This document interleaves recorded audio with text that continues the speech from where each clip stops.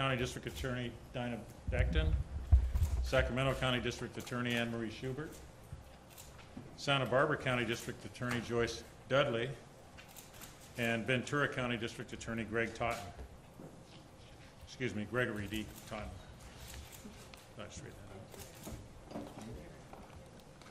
Where is it? Oh, I'm sorry, and Tulare County District Attorney Tim Ward. So all of these agencies have been part of a multi-agency task force to solve this case. And I think we also have Supervisor Lisa Bartlett with us. Is she here? Okay.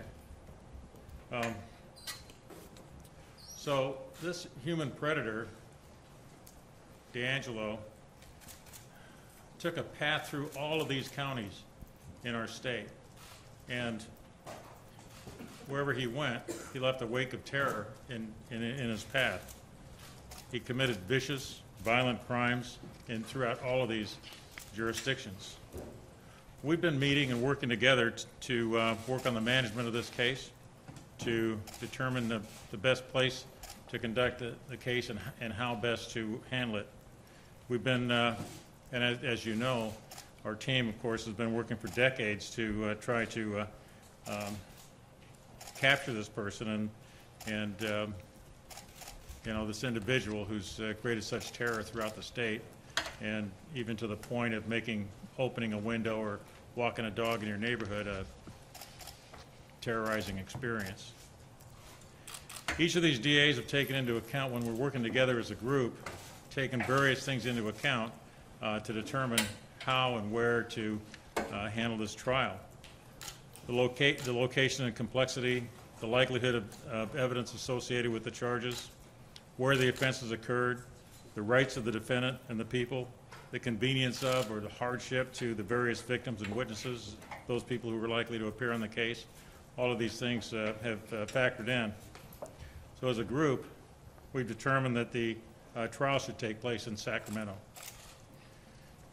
There was a complaint filed this morning in Sacramento, and it alleges the combination of the cases from all of our jurisdictions that are going to be filed and prosecuted, and it's 13 counts of murder with special circumstances of murder during the course of burglary, murder during the course of a rape, multiple murder, and 13 counts of kidnapping for robbery.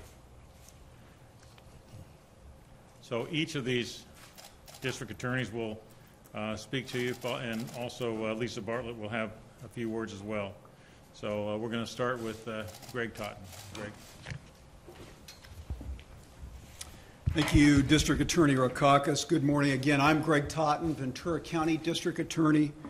The complaint filed today in Sacramento Superior Court against Joseph James DeAngelo reflects the sheer criminal breadth, the geographic scope, and the generational impact of this very significant case. It is a case that began more than 4 decades ago and profoundly altered the lives of countless individuals across multiple jurisdictions from Southern to Northern California. The complaint alleges 13 murders with 18 rape and burglary special circumstance allegations and 6 use of a firearm allegations in connection with those murders. The complaint also alleges an additional 13 kidnapped for purposes of robbery allegations and 21 special allegations of the use of a weapon in connection with those offenses.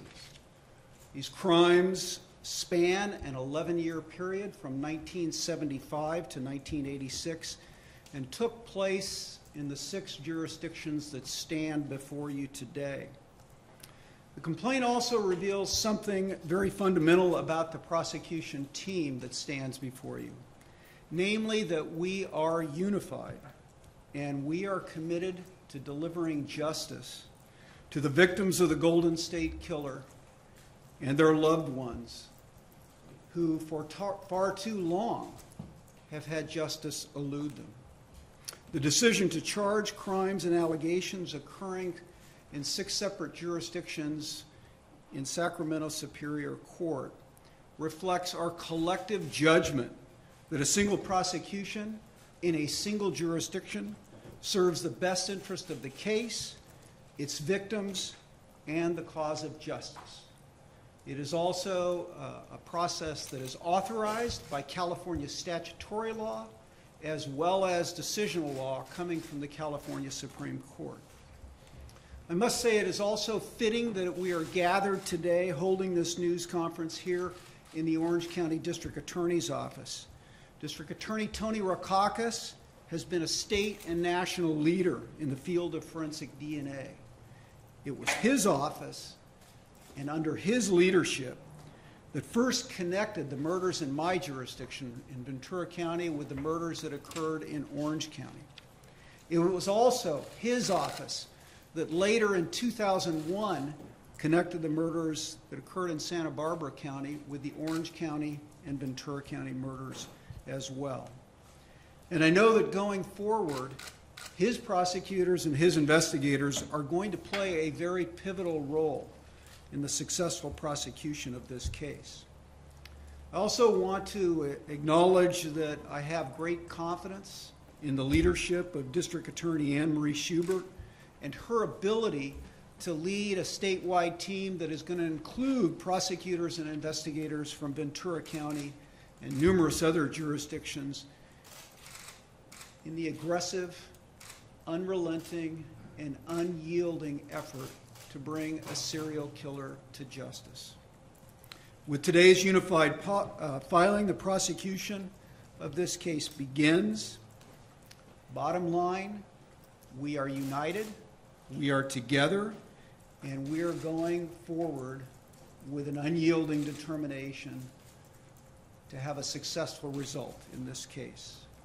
It's now my pleasure to introduce the Honorable Joyce Dudley from Santa Barbara County. Good morning. We know the criminal justice system doesn't feel just to those who waited decades for an arrest.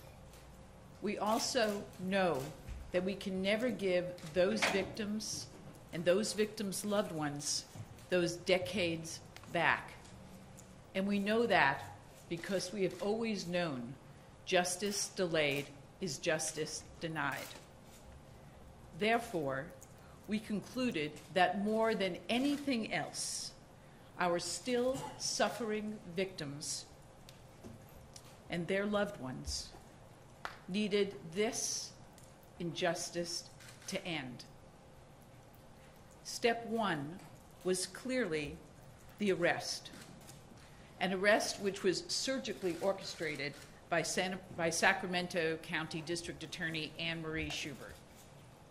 Step two has to be taking this case to trial as soon as possible in Sacramento, where we can combine all of our cases where the defendant now resides.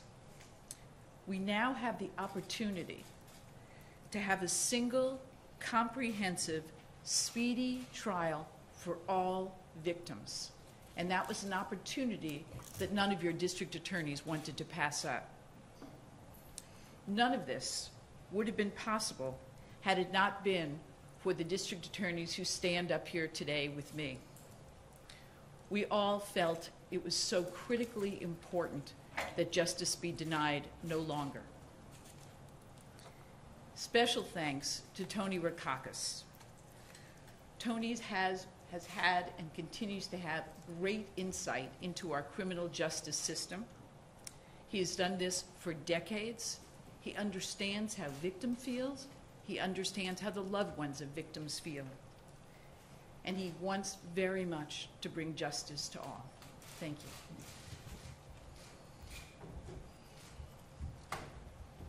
Good morning, I'm Tim Ward, Tulare County District Attorney. There's one count in the amended complaint filed this morning that reflects crimes occurring in Tulare County. I believe it's actually count one of the complaint. Correlates to a murder that occurred in the city of Visalia in the fall of 1975. I, along with Visalia Police Chief Jason Salazar, we agree and fully support the consolidation of this case and the prosecution going forward in Sacramento. We have full faith and confidence not only in District Attorney Schubert, but the men and women of that office, that they will spearhead what should be and will be a successful prosecution and justice for the victims across the state. I can tell you that the Tulare County murder remained under investigation for over 40 years.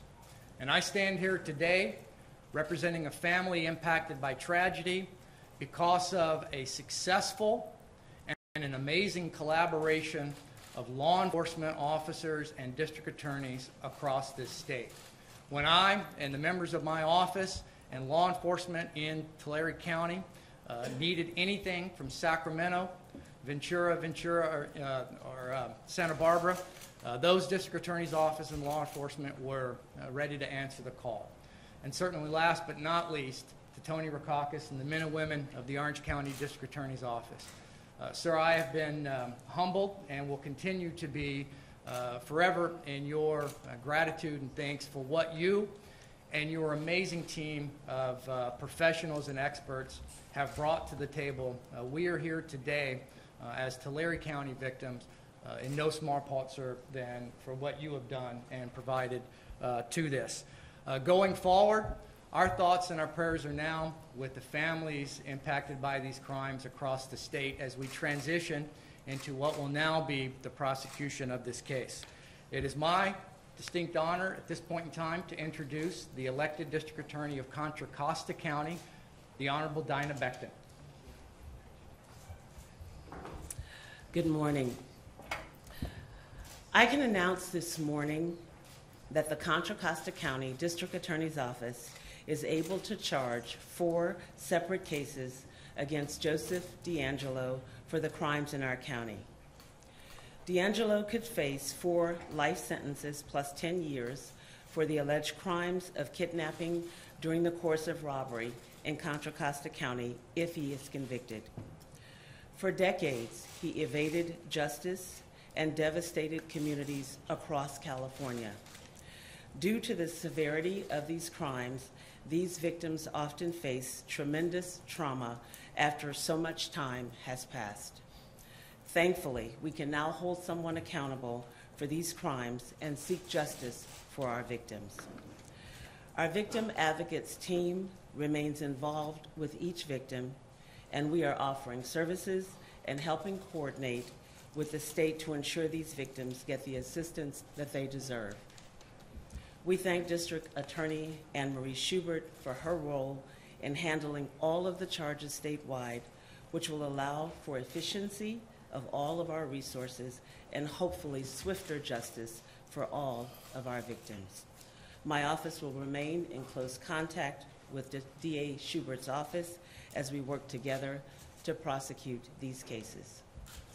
And now it is my distinct pleasure to introduce District Attorney Anne Marie Schubert, Sacramento.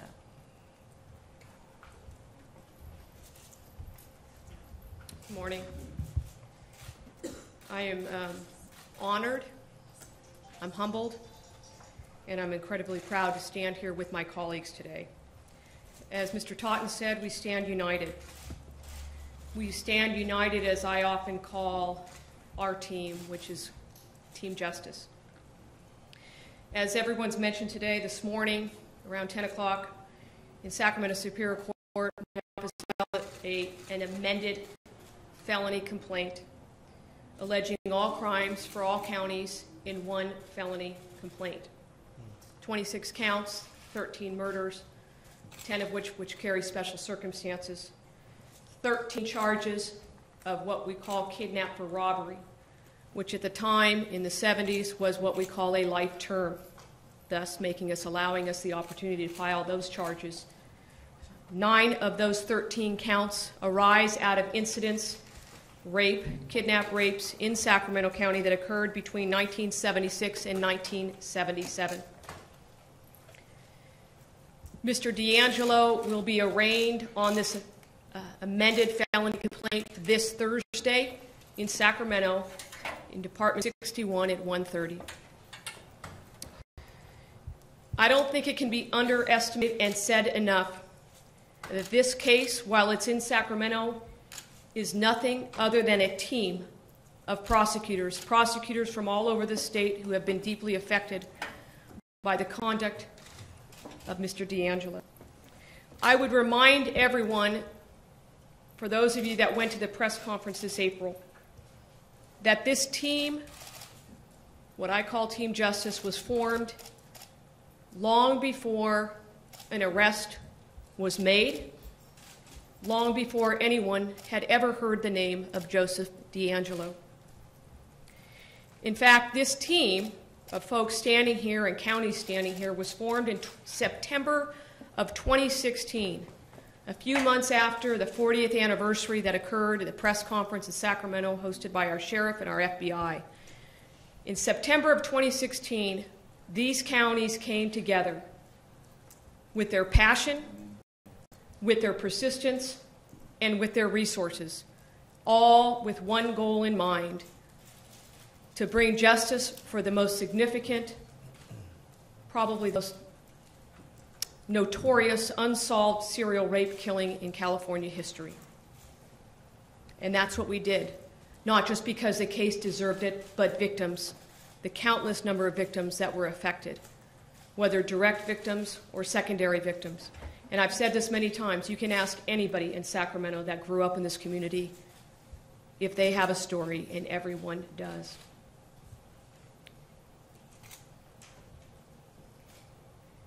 After that meeting in September of 2016, each county stepped up, and we continued on with what I have often called as our journey for justice. We dedicated prosecutors, we dedicated crime lab staff, we dedicated investigators. At that time, in September of 2016, I also want to thank Mr. Rackauckas, because for those folks that don't know in this room, Mr. Rackauckas has a nationally known DNA unit that is second to none. They have knowledge and expertise really at one thing: finding the truth through the use of forensic DNA evidence. There is no doubt that that unit and his prosecutors and his investigators and all those folks standing here together will continue their role in this prosecution. On April 25th of this year in Sacramento, we announced the arrest of Joseph DeAngelo. There was a few things that I said at that press conference that I think need to be repeated. One, we were looking for a needle in a haystack, and we found it. And two, the answer has and always was been in Sacramento.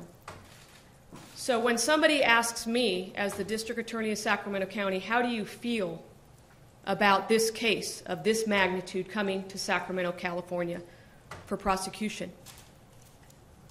My answer is very simple. It is very fitting that this journey for justice that has been sought for over 40 years ends in Sacramento. I am proud to work with the colleagues standing with us, and I look forward to ending this journey for justice. Thank you. And at this time, I reintroduce Mr. Rackauckas.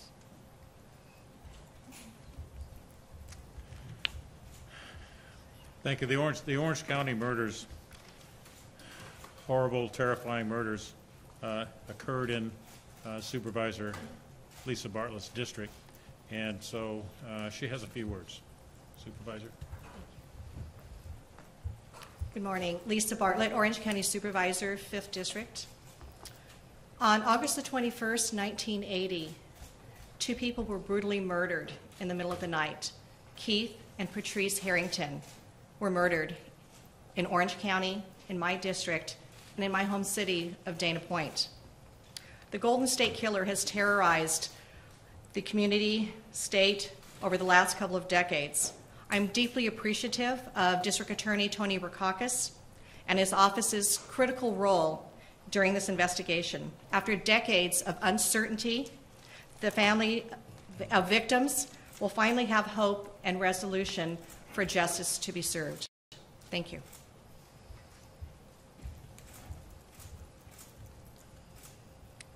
So before opening the floor to questions, as we're about to do, I'd like to just indicate that we need to have you, before you ask a question, take the mic and indicate your name and your news agency so that we know who we're talking to. And speak into the mic because we're also taping it for social media.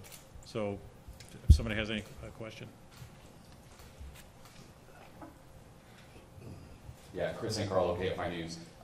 2 questions. One, why was the announcement here? And 2, Ms. Dudley, I know that you were kind of the orchestrator of this group, the announcement you made on the steps in Santa Barbara County. What role have you played in the last, I'd say, month in bringing this together?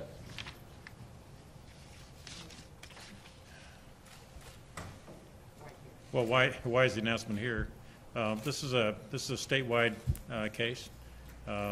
Much of the criminal conduct happened in Sacramento, as you know, and so we've been doing things, and we did some meetings in Sacramento. We've done meetings in the central part of the state, Central Coast, and we're having this press conference here. And Ms. Dudley? It's exactly as Mr. Rakaka said. The first announcement was in Sacramento, and then the second meeting was on the Central Coast in the Santa Barbara County District Attorney's Office. Then we had another meeting in Los Angeles, near Ventura County, and now we're here. So we really, at all times, wanted to make sure that we were being inclusive, and the role that I played is the same role that all my colleagues have played. We have an undying quench for justice, and we want to make sure that the victims and their loved ones have that feeling of knowing that we all have done everything we can to bring this case to trial. Tara Finstrom with CBS 2 here. Do you anticipate that any additional charges or counts will be filed? The question is whether or not we anticipate any additional charges or counts, and that's really tough to say. I think that we've filed everything that we have right now that we're able to file, but we're not done with the investigation. We still have a large team working on the case, and we're still looking at evidence of things that have happened in different parts of the state, and so I can't rule out the possibility that there could be other charges filed. Hi, Craig Figner with KNX 1070 News Radio. A lot is made over DNA evidence and the care and storage of it. How much DNA evidence do you have in this case that there maybe now are better storage techniques than there were in, say, 1975 with the first Visalia killing? So my question is, will that be an issue, you think, at trial? Everything about DNA will be an issue at the trial, of course. It's a major part of the evidence in our case. It's how our murder counts and other counts were put together. But we did I think that the storage was certainly fine in the sense that once we got the DNA from evidence, it was in good condition to be able to analyze. So I think we're going to be good with that, and I think we all feel confident that our DNA analysis is good, done by solid professional people, and I think we're okay. If anybody wants to add to that. Sam Marie, so just to give it anecdotal, my background before being elected was I spent the majority of my career doing forensic DNA cold cases. And I can tell you, and I'm sure every one of my colleagues up here has had a similar situation. We've prosecuted cases based on DNA that go in my county as far back as 1972. So while we expect and understand that we will have a full and vigorous defense of this case, I have every bit of faith in the forensic DNA evidence that was conducted in this case, just like any other cold case where we seek and get convictions. Vicki Vargas, NBC LA, following up on the DNA. We did a story with you, Tony, about the rapid DNA. Will that come into play in any of this, number one? Number two, there are some who kind of want to ride the coattails of this prosecution and claim there are cases that should change now because of what you're learning. So twofold, the DNA and then the case that's pending out there. All right, thank you. First of all, with respect to the rapid DNA, that's a process where we can get DNA from a crime scene or an individual and analyze it in a relatively short time, within a couple of hours. And it hasn't had any part in anything that we've done in this case, and frankly, I don't expect it to. I don't really see where it might fit in. I don't think we have a need to try to use a rapid DNA analysis. On the second part of the question, I alluded to that a little bit. Basically, what you're saying is that there are other people suggesting that maybe that there are other cases that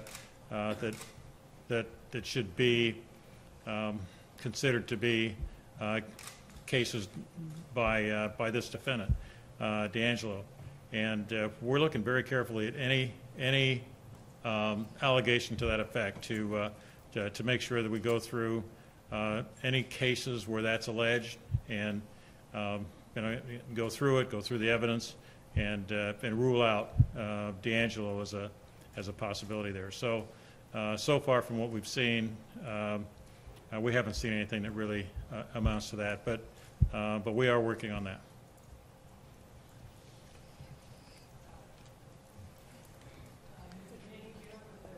There's a question on the end over here. I have a question. But I have a question. There's somebody here first. Hi, Megan Diskin, Ventura County Star. So what is the timeline here? I know you said the investigation is still ongoing.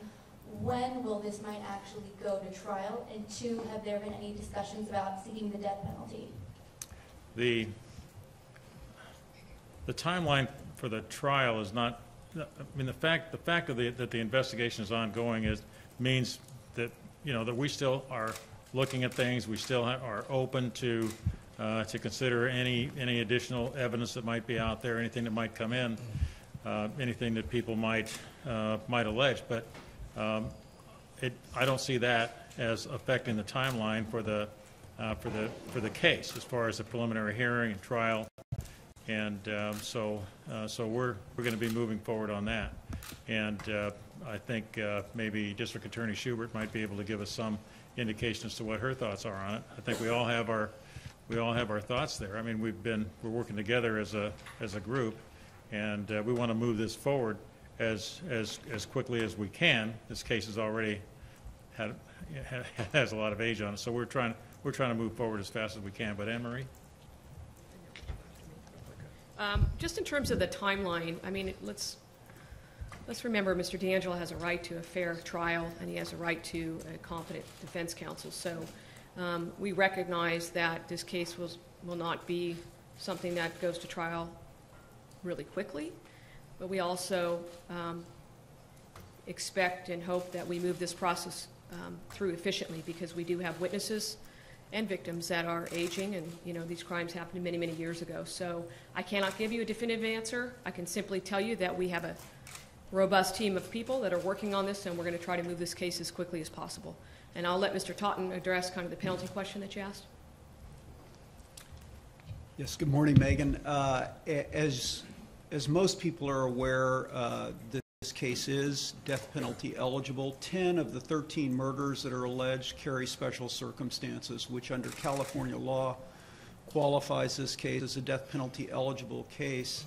The district attorneys standing before you all have and use a very solemn process in the decision-making of whether or not to seek death in any individual case, and will do so in this case. That process includes carefully looking at Mr. DeAngelo's full background, both mitigating and aggravating circumstances. We routinely also solicit input from the defense and take that into consideration. And that decision-making process is a ways away. We have a lot of work to do before we will get to the point of being able to sit down and make a decision of whether to seek death. But as I say, it is a very serious, very solemn process that we don't take lightly. And there was a question on this end of the room over here. Could you? All right.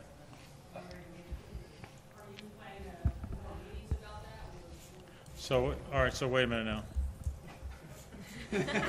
I thought you said you were satisfied, but now you have a. Okay, so what I'd like you to do is take the mic, just take the mic and give us your name and news outlet.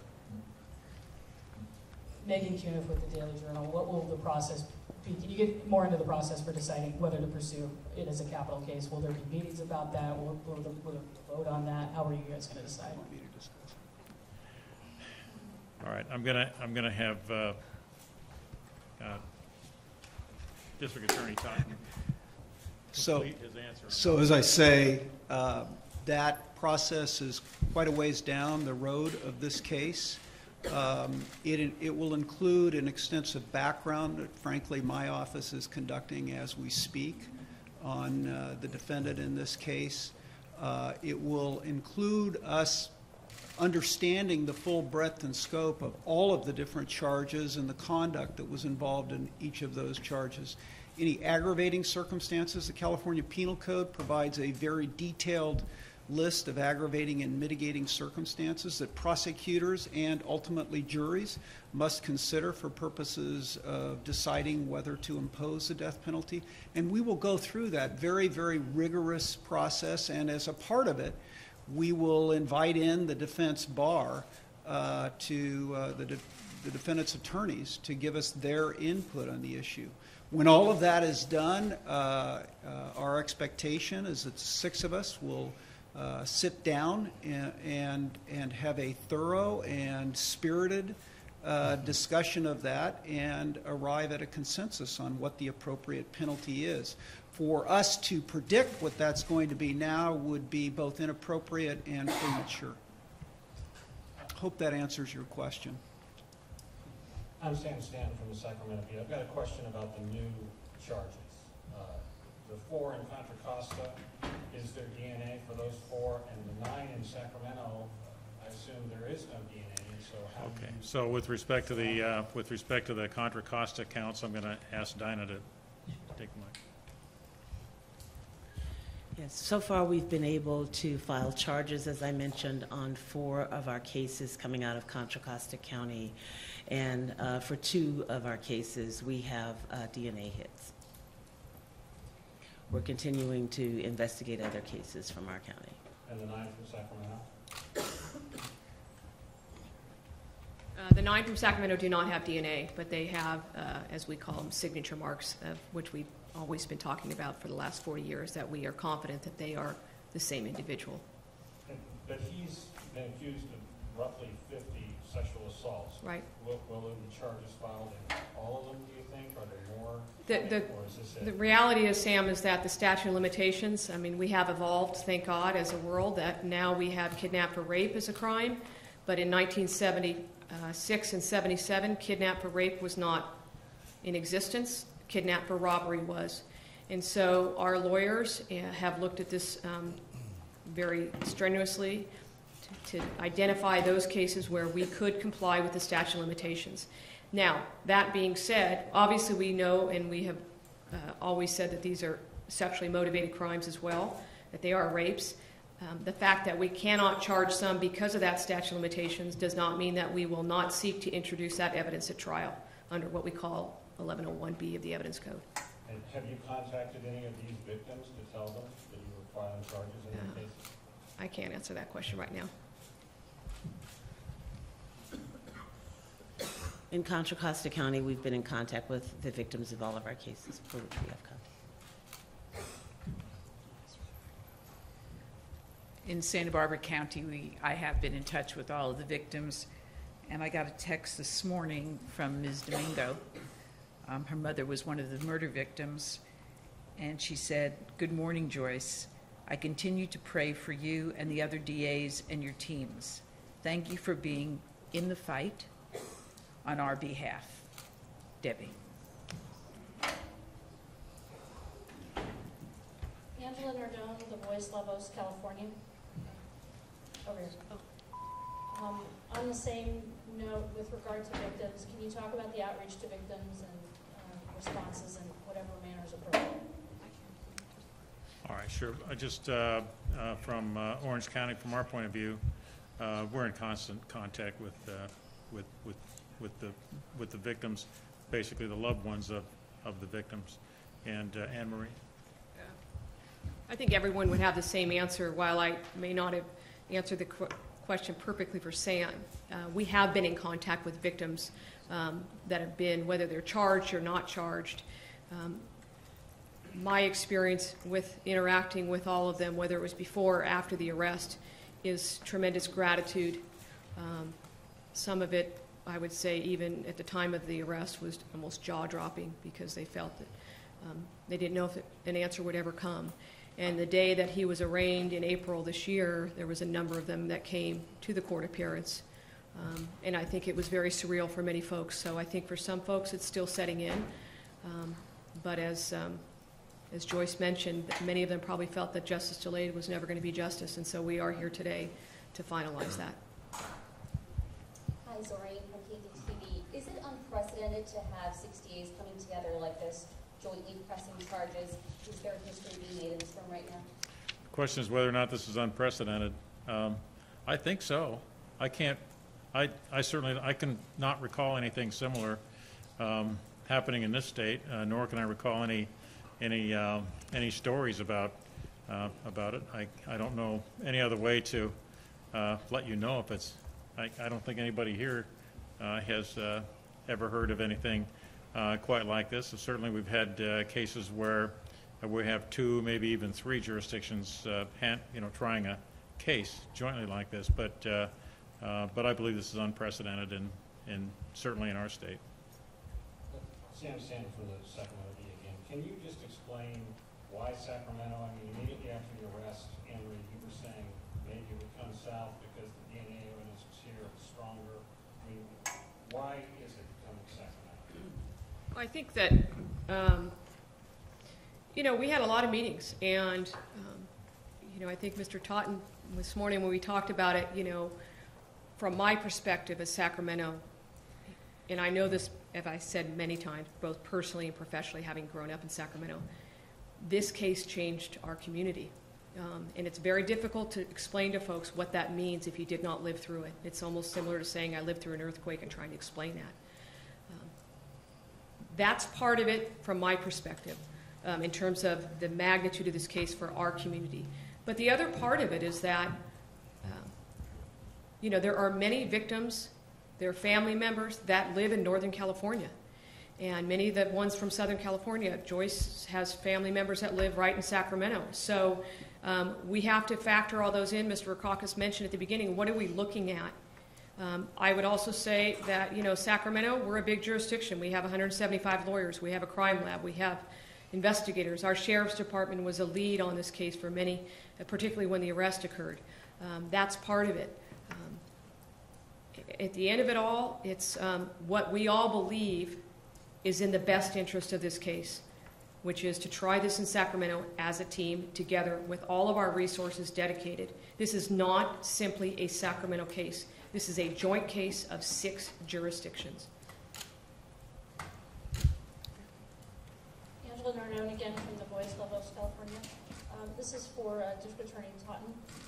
With regard to Ventura County, in the packet included 2 victims that will be included in so far.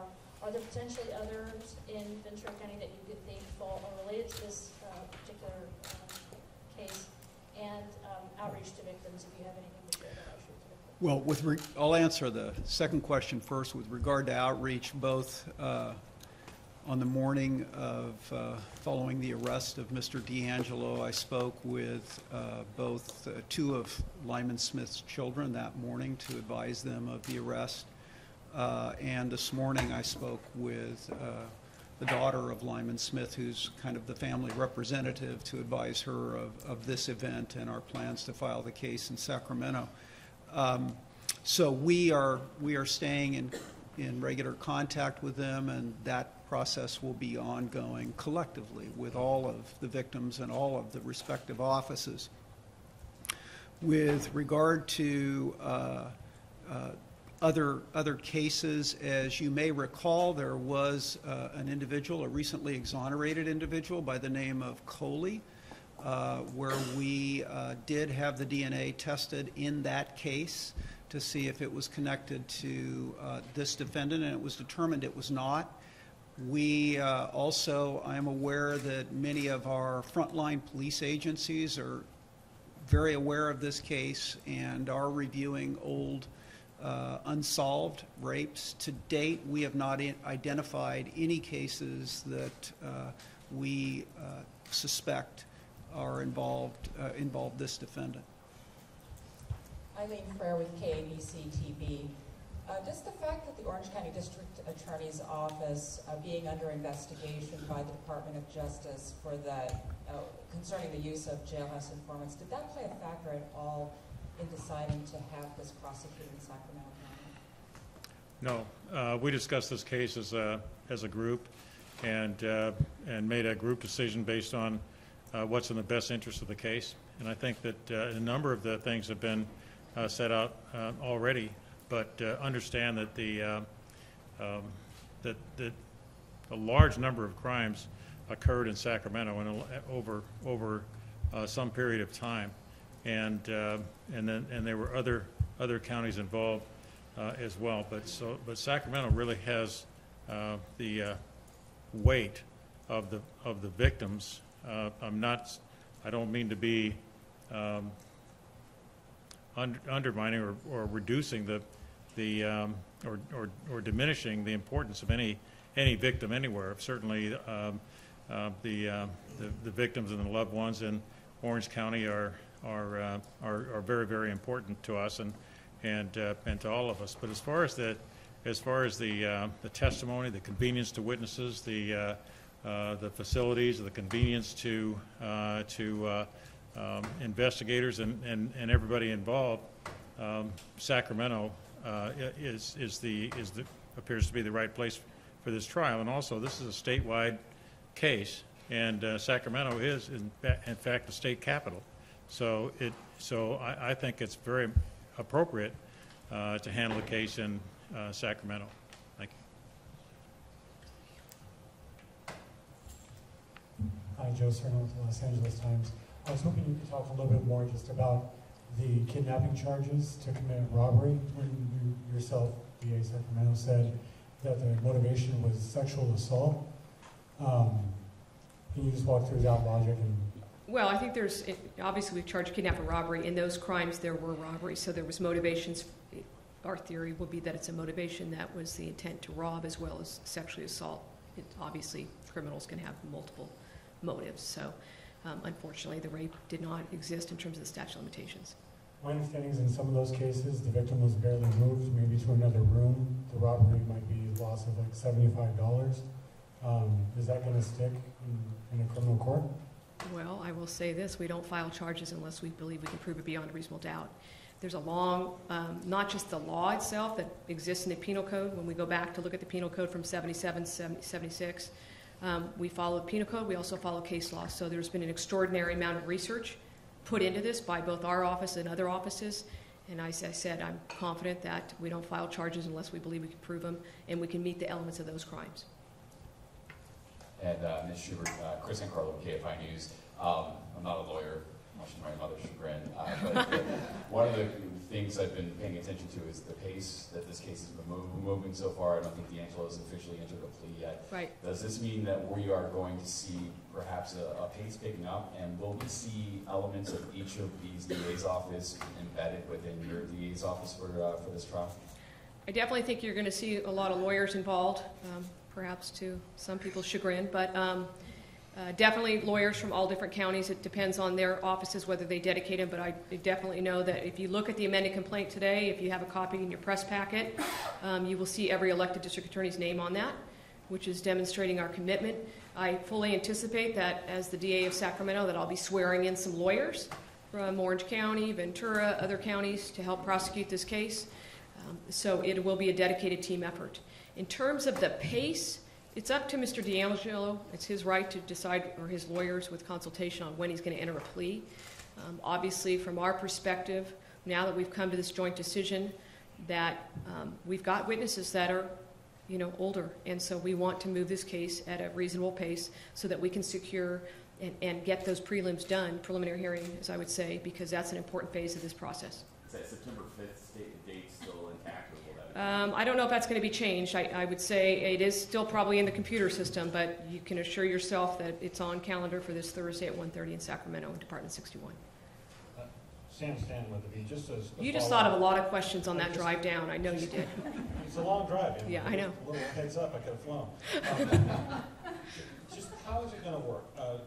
When the Snelling case comes up, Mr. Ward, will you have a prosecutor in Sacramento full-time to present that with assistance from one of Sacramento's people, or just two of your own? How do you envision this happening between each? It's a great question, and I have to say the reality of that will be we've invested a lot of work to get to this point where we are here today. I know from talking to not only Ms. Schubert but colleagues that we all envision being a part of that process. The details of that, I'm sure collectively will work out on a hearing-by-hearing basis, but I have committed every member of our office and our Bureau of Investigations to assist Ms. Schubert's office in any way we can. I do plan on our office being actively engaged in that. What that looks like on a day-to-day basis and the details, I'm sure that's something that we'll probably just have to work out.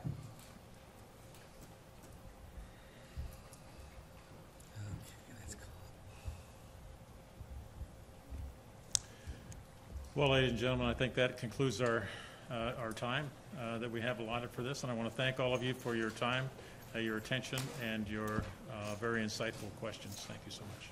Thank you.